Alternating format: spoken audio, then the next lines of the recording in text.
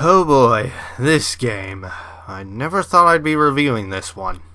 So you all know the story behind this game. Back in 1982, the movie E.T. was released, and it was a huge success.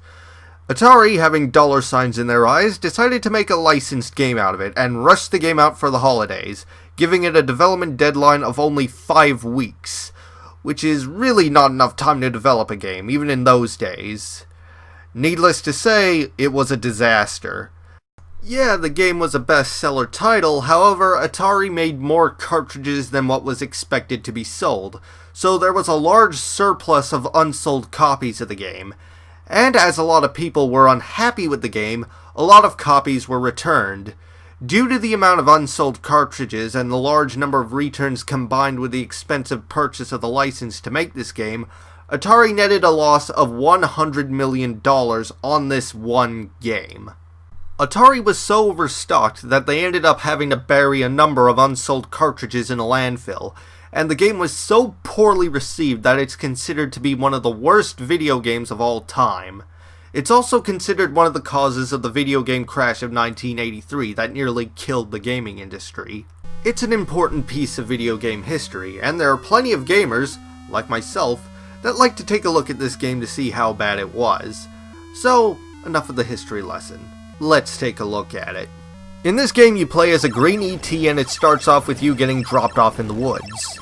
You have to go around and collect 3 pieces of a makeshift phone and then phone home so your ship can pick your sorry ass up and leave this planet. Sounds pretty easy, right? Nope. This game goes out of its way to be as much of a pain in the ass as it possibly can. You see that point meter at the bottom? That's your energy meter. If it hits 0, you die. And unfortunately, doing anything, and I mean anything, even walking, drains it. So you better find what you need quickly, and that's easier said than done, because there's a lot you need to find, starting with the 3 pieces of the phone that you need to, of course, phone home. Now, if you know what you're doing, finding the phone is the easiest part.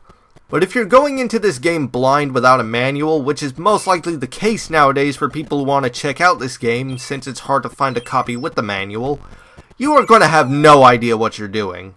I know this from experience. But now that I know what I'm doing, I'd like to thank both Atari Age, which has the manual, and a clip from a video game show called How to Beat for teaching me how to play this game. For without these two, this review would not have been possible. As I was saying, finding all 3 pieces of the phone is the easiest part. All you have to do is go to each screen with holes and find a spot with a question mark and you'll know where the phone piece is. It's keeping all 3 pieces that's the hard part. After you find them all, you then have to find the phone home spot, but it'll be a pain to find in all these screens, and what makes it so frustrating is that you have an FBI agent on your tail that's out to take pieces of the phone away. And if he does that, you'll have to look for that piece in another hole. So you'll have to look through many screens in order to find that one hole. And if that wasn't enough, you also have this scientist that's after your hide that'll drag you back to his lab so he can examine you. And keep in mind, you'll have a constantly draining energy meter. Luckily, you'll have powers that'll help you ward off these two. On each screen there's spots with an arrow that'll take you to another screen away from them. And also there's this spot that looks like a Roman numeral 3 that'll send them back to where they came. Unfortunately, that also costs energy. You can also run from them, but you have to be very careful with this as you can easily fall into a hole. These holes are another thing that makes this game frustrating. Like I said, they're easy to fall into by accident, and you'll have to go into them to get the phone pieces. Getting out will drain your energy meter like nothing else. Look at this! Look how much energy this is eating up just getting out of here! And the worst thing about the holes is that even getting out can be an ordeal. Thanks to the collision detection of this game, you have to make sure that not one pixel on your body is touching the hole, or else you're gonna fall back in, so it can take a couple of tries to get out of the hole. Anyway, not even phoning home is going to be easy. Before you can phone home, you have to ward off Tweedledee and Tweedledum. And sometimes it can lead to this. Glitches! Aren't they wonderful? And don't bother trying to phone home while they're stuck, you're just wasting precious energy. You have to go to another screen and wait for a bit, and then go back and quickly phone home. After that, go back to the woods and find the landing zone.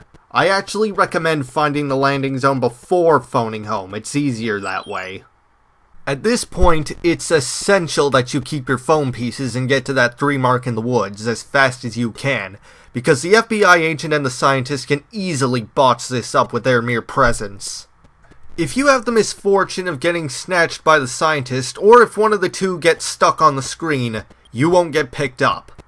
Now, you can easily phone home again, but God help you if the FBI agent stole a piece during a botched attempt to go home. By this point, your energy meter is going to be pretty low, and if the FBI agent snatched a piece, there's a good chance you're not going to get through this alive. I'm pretty sure you've noticed by now that most of my complaints go towards this energy meter. Yeah, the game has its glitches, but this is the thing that cripples the game right here. There are times where I've outright quit the game because of this thing. Yeah, you have 3 lives, but after you lose 1, you only have a measly 1500 energy points, and that's not going to be enough to get by. Now, you can replenish your energy. Throughout the game, you'll find these dots that, according to the manual, are Reese's Pieces candy. Unfortunately, you'll have to find the spots that allow you to eat them, and that too can be annoying. There are also spots that allow you to give them to Elliot so you can add them to your score once you beat the game, but really, considering how much energy is drained, do you really want to do that? Anyway, once you phone home and successfully warded off the 2 annoyances and are at the landing zone, you get picked up, you've beaten the game, your score is displayed, and you have the option to go through that frustrating experience all over again. And if you are like me and choose to do so, all I have to say is, you poor masochistic bastard. There you go, that's E.T., and you know what? Call me crazy all you like, but I really don't think this is one of the worst games ever made. Oh, don't get me wrong, it's bad.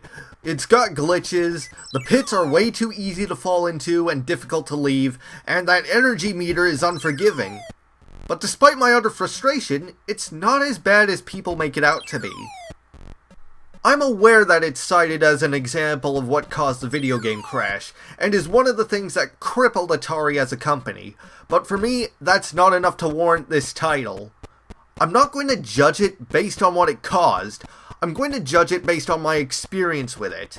I'm judging it based on how it played overall, and I can safely say that I've played games a lot worse than this on the Atari 2600.